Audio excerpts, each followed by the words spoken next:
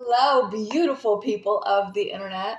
My name is Shay. Welcome back to 10 Minutes of Astrology. I am your favorite Nostradamus wannabe that is not going to keep things all hazy and mysterious. I am going to tell you directly as humanly possible, what is up and what is happening. So that way we all have an idea of how to prepare for the future. So that way we can make it a better one. We're going to make good decisions here. This is specifically about Venus in Cancer in 2028. Check my housekeeping notes in the comments, and we're going to get started. So, Venus, let's first talk about what it is: love and relationships.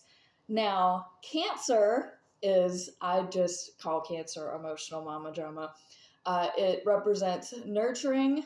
They rule the breasts for breastfeeding and producing milk so that they can care for their children. They are the first water sign of the zodiac. Now we are going to transition into talking about what all is happening with Venus and Cancer. And for the first little while, by the way, it goes into Cancer approximately August 7th, 2028. And it takes a little while before it makes the first aspecting alignment that I'm going to discuss here, which is an inconjunct to Pluto in Aquarius at approximately 7 degrees. This is around August 15th, 2028. Now, inconjunct is a very irritating aspect. Pluto in Aquarius has been transforming the collective and society. Now, the inconjunct here is your relationships are not on the same page with what you are projecting or what you are looking to change in these larger scale relationships. And I say larger scale because Aquarius is a really big thinker. It thinks outside of the solar system, it thinks outside of the universe. I spoke before about how Pisces is more interdimensional.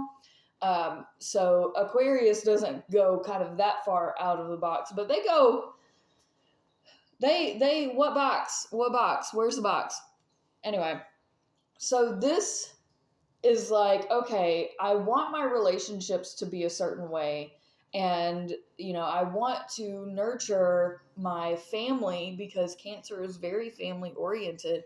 But at the same time, my changing friendships, because Aquarius is a lot about friendships, and Pluto is sex and death, so it is constantly kind of rebuild. It's breaking those friendships down and then rebuilding them.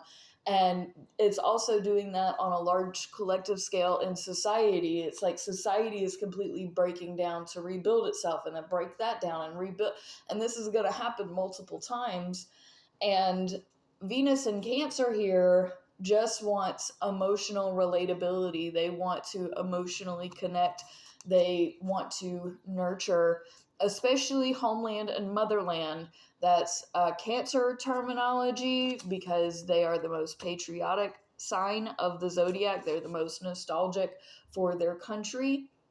And they are going to be the ones that are a little more outdated in thought, and Aquarius is going to be more the progressive thought. And because Pluto is so dominant here, I definitely am going to err on the side of Aquarius because right now is air energy time and fire. It is not about water and the emotions here. So just know that your heart and how you're feeling and how you're dealing with these relationships are going to get like trampled on and blown over because right now that's not that important. We have so many other things to do and things are constantly changing that you getting in your feelings right now is not doing any good. And then of course, somebody that is being told, if they're actually getting in their feelings and they're being told you're getting in your feelings, they're going to go more into their feelings and get more emotional. But if you practice emotional regulation, please practice emotional regulation, Cancer. I'm yelling at Cancers like they're not going to yell back at me and throw a temper tantrum. But if you understand that the thought process here is, I can't even say logical. Aquarius is not logical. So, like, I get from Cancer's perspective as well, if it's not making sense, then that's going to upset me because I don't understand. And you're just expecting me to trust the process. This process is batshit, and nobody is making it make sense. So, like, I get that aspect too. Either way, this is not good for your relationships. It's not good for your friendships. It's not good for your family. It's emotional. It's chaotic. It does not. And to Aquarius, the not making sense is why it makes sense, because there's like a long-term thing happening. You just gotta let the process, even though they're gonna constantly change the process. So, as I always say, best of luck. We then at 8 degrees have, so this is exactly the next day, on the 16th of August 2028, we have a sextile to Chiron and a square to Neptune here at 8 degrees. And of course, Chiron and Neptune are going to be semi-sextile during this time. If I didn't talk about that in my Chiron video, call me out on my Chiron video, but I should explain that there if I didn't. Y'all got to start getting on me when I don't talk about things. Anywho, so the sextile to Chiron is my home and my values and the things that mean something. It means something to me. That's why I'm going to pour my heart into it. That's why it matters to me.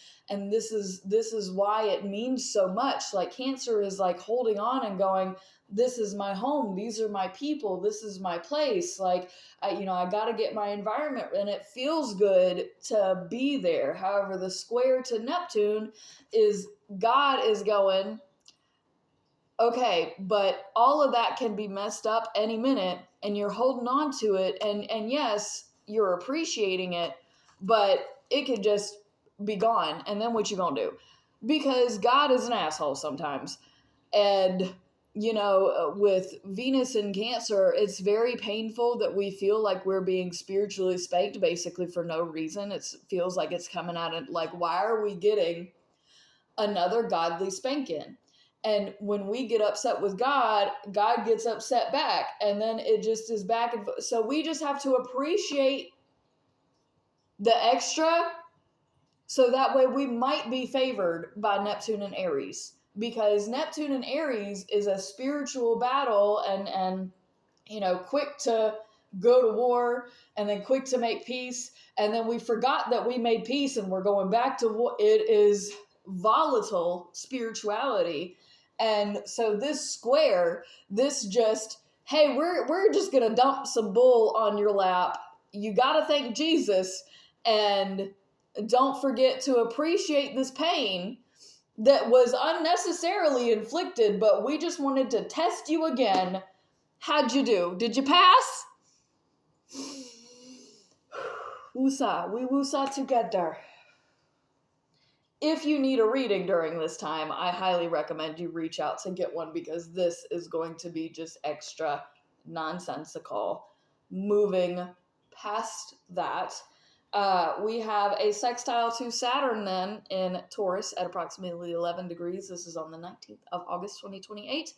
This sextile is a positive because you feel right. Your relationships feel right. Your house feels right. Your values, what you're trying to build, what you're trying to grow, what you're trying to be comfortable with, what you just feel compelled to do. And it's like, you're touching grass and crying because the grass is so pretty, and you're so appreciative of just this little bit of time and this little bit of emotion that you can feel now, that you're grateful for.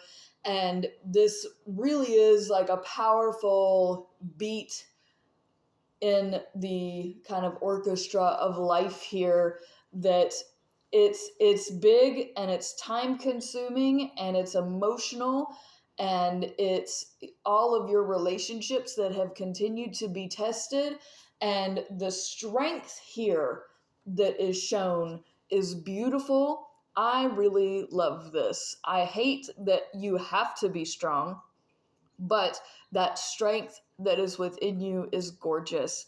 We have a semi-sextile to Uranus in Gemini at approximately 13 degrees on the 21st of August, 2028. Venus here is teaching Uranus. So Venus in Cancer is how we're relating in love and in our relationships in a very nurturing, caring, um, but still emotional way, is basically showing Uranus and Gemini the things that you are doing impact. So you have to be empathetic. You have to be understanding. You have to see their perspective. You have to understand their side of things.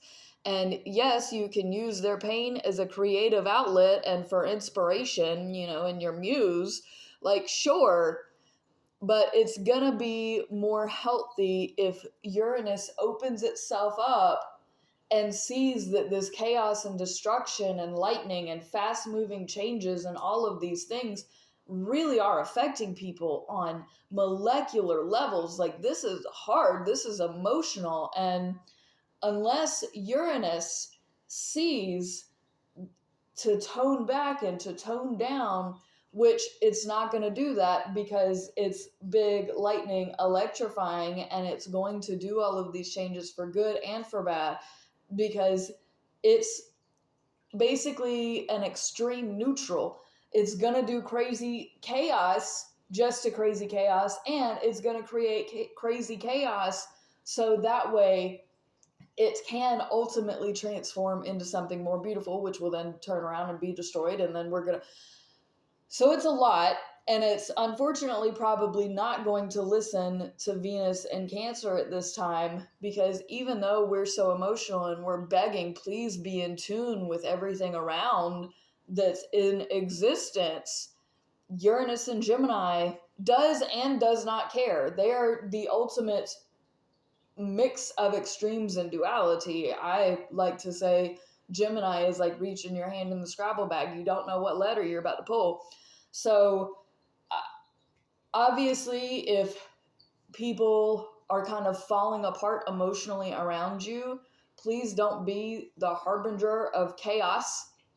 If you are that person, listen to, and the people that are reaching out, and Cancers especially, if you're saying, please understand me, please empathize with me, please validate the fact that I've experienced this and I've dealt with this, and we've all, know that the person that you're pleading to could take it a million ways, and you may be wasting your breath. If you feel like continuing to waste your breath, okay, I get it. You still feel these ways and you still need to express them, but just know nothing may come out of it, or it could be used against you, or just, so you may want to express all of these things and share all and feel all of these things, but I'm gonna ask you to guard your heart here, because I don't think you're gonna get the response that you hope. We have then Jupiter goes into Libra approximately the 24th of August, and I have a Jupiter in Libra video. If you check my housekeeping in the comments, I have a link to my astrology predictions playlist where that video can be found.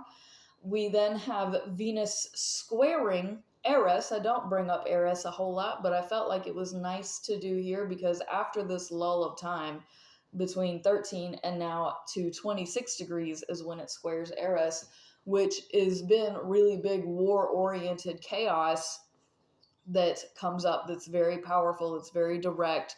And this square it's like a relational war that you are experiencing within yourself, within your family group, especially even your friend group. So if you feel like you're at war with the people in your life, especially if you have other things at 26 degrees in either Aries or Cancer, even Capricorn at this 26 degrees, because that could be a war within your work, depending on where, like what planet it is. Even 26 degrees of Libra here could also be affected, because then it is a emotional war with, it can be your finances, your relationships, especially if you are in the legal system or trapped in anything legal related. So just keep that in mind as well, that this is another really painful, powerful, you got to work for it. You got to fight for it type of energy. Then when Venus is at 29 degrees, it semi-squares Uranus in Gemini at 14 degrees. And of course it does, because let's make this even more painful. Venus here, however, has learned the lessons in Cancer by the time it's reached 29 degrees, which is absolutely, you can be open and still be guarded, not take it personally, not, allow people to hurt you and impact you in ways that, you have a shell for a reason, and you need to use it, you need to utilize it, and to be prepared to have to use it, but also still continue to be your open, vulnerable self without fear. The semi-square, however, to Uranus and Gemini, which is at 14 degrees, so it's kind of hanging right in the middle of the road now with the crazy. It can go good, it can go bad. This is where you see your morals and you decide, am I going to crazy chaos for good, or am I going to crazy chaos for evil? And this is where we see that moral in the balance as far as what side we're eventually going to land on. And Venus here is going to say, if you're going to hurt me, I'm prepared. But if you're going to love me and if you're going to take care of me, I am also prepared. So it's basically, the semi-square is a really big irritating thing, because Uranus and Gemini will see this as a challenge to either, Gemini is just so unpredictable though, and Uranus is even more unpredictable. So the amount of ways that this could go really depends on the people in your life. It depends on who you are as a person. There's a lot of factors here that I'm very concerned that people aren't going to rise to their highest self, because this is a semi-square. Semi-squares are irritating. Now they don't last very long, but then Venus goes into Leo, and I'm pretty sure Uranus still follows to 15 degrees in Gemini, which is then it is faltering on your heart. It's heartbreak, and it's heartbreaking. And so I hope you all prove me wrong, because then Mars goes into Leo approximately September 5th, 2028, and then Venus shortly follows in Leo September 6th, 2028. I so appreciate your watching. Remember to press all the buttons. Please press the freaking buttons. Thank you. And to all of my newbies, thank you so much for watching and pressing all of the buttons. It gives me motivation to continue doing this. You are the best. We're going to get through this together. I promise you. If you have questions, put them wherever you feel like questioning. But yeah, thank you so much. Peace out, fam. Much love.